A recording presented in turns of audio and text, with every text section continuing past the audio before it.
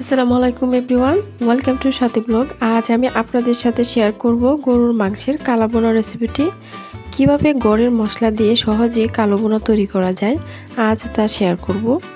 এই ভিডিওটি দেখার পর গরুর মাংসের কালো বোনাটা একদম ইজি মনে হবে। আজকে এই কালো বোনা করার জন্য আমি নিয়েছি 1 কেজি পরিমাণ গরুর মাংস।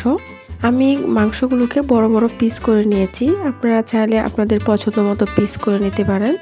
আমি ফ্রেশ মাংস আর কিছু হাড়ের মাংস আর তেল সহ মাংস নিয়েছি।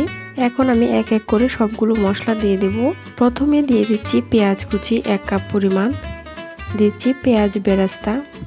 পেঁয়াজ বেরেস্তাটা স্কিপ করা যাবে না, আমি সবগুলো পেঁয়াজ বেরেস্তা এখানে ব্যবহার করব না, অল্প কিছু রেখে দিব, পরবর্তীতে পরিবেশন করার জন্য লাগবে। দিচ্ছি গোটা গরম মশলা, দিব 2 চা চামচ পরিমাণ হলুদ গুঁড়া, দিব 2.5 চা চামচ মরিচের গুঁড়া, দিয়ে দেব 1.5 চা চামচ ধনিয়া গুঁড়া আর 2 চা চামচ জিরার গুঁড়া, দেব 3 চা চামচ আদা রসুন বাটা, দেব গরম মশলার গুঁড়া। আপনারা প্যাকেটের গরম মশলা দিতে পারেন, আমি ঘরে তৈরি করে নিয়েছি গরম মশলা। দিব স্বাদ মতো লবণ আর সবশেষ দিয়ে দেব তেল। এই রান্নায় তেলটা একটু বেশি ব্যবহার করতে হয়, না হলে পুড়ে যাওয়ার সম্ভাবনা আছে। এখন সবগুলো উপকরণ ভালো করে মেখে নেব।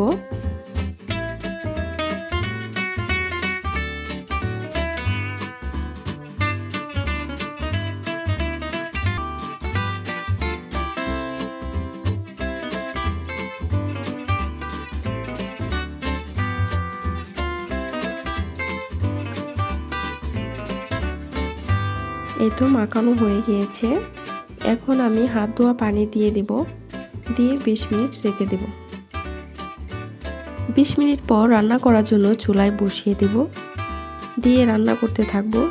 এখানে আমি আর কোনো পানি ব্যবহার করব না, একদম লো হিটে রান্না করতে থাকব। আস্তে আস্তে সময় নিয়ে রান্না করতে হবে, তাড়াহুড়া করে রান্না করা যাবে না। আমি সর্বমোট 1 ঘন্টা বা 60 মিনিট রান্না করব লো হিটে। আমি মাঝখানে অনেকবার নাড়াচাড়া দিয়ে দিব। 60 মিনিট রান্না করার পর মাংসের নিচে পানি শুকিয়ে গিয়েছে, মাংসের কালারটাও চেঞ্জ হয়ে গেছে। এখন কিছুক্ষণ এভাবে অনবরত নাড়াচাড়া করতেই থাকবো। মাংসের কালারটা আরও চেঞ্জ হওয়ার জন্য, মানে কালো হওয়ার জন্য, এইভাবে রান্না করার সময় আস্তে আস্তে কালো ভুনার কালারটা আসতে থাকবে। কালো ভুনা একটা সময় নিয়ে আস্তে আস্তে রান্না করতে হয়।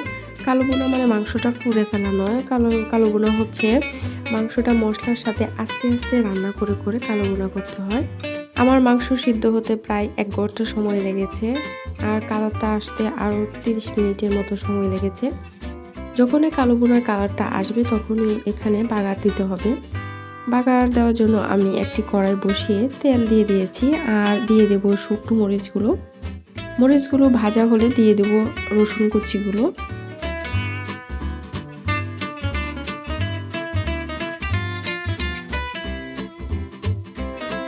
রসুন কুচিগুলো হালকা ভেজে দিয়ে দেব পেঁয়াজের কলিগুলো।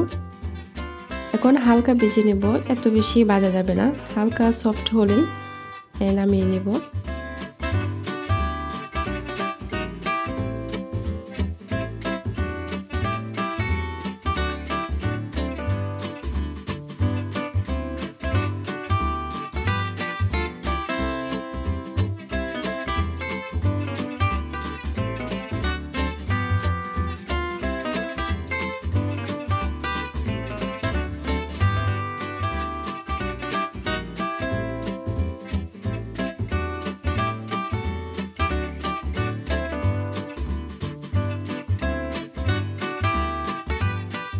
এখন আমি বাগারটা দিয়ে দিব।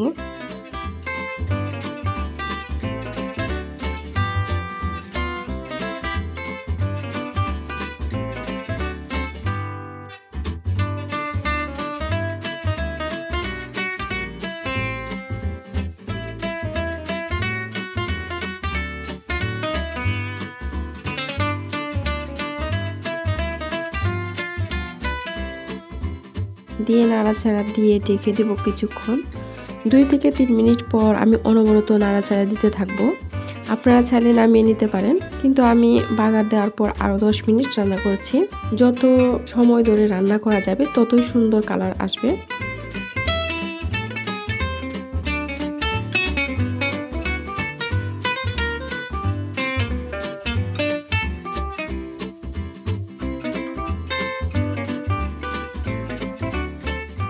এই তো রেডি হয়ে গেল কালো বোনা।